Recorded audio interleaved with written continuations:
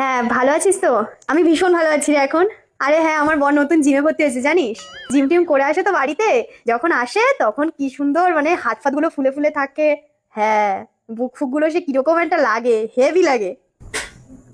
শর্মিষ্ঠা জিজ্ঞাসা করছে তুমি জিমে কি মারো? হ্যান্ডেল হ্যান্ডেল এই ডাম্বেল ডাম্বেল আরে এটা মুখ থেকে বেরিয়ে গেছে। ও একদিন আসতে চাইছে আমাদের বাড়িতে, তা তুমি কি খাওয়াবে? মুরগি খাওয়াবে না ডিম খাওয়াবে?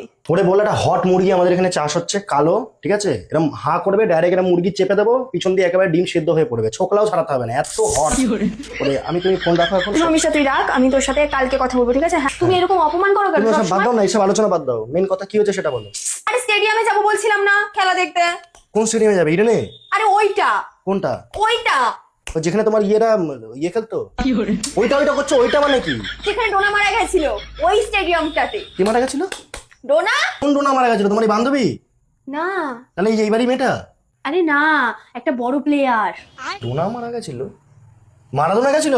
হ্যাঁ, আরে মারাদোনা গেছিল, তুমি ডোনা মারা গেছিল বলছো? কি অবস্থা একটা মানুষকে, মানে কি বলবো, একটা সুস্থ মানুষ মরে যাবে, মারাদোনার জায়গায় বলছে ডোনা মারা গেছে।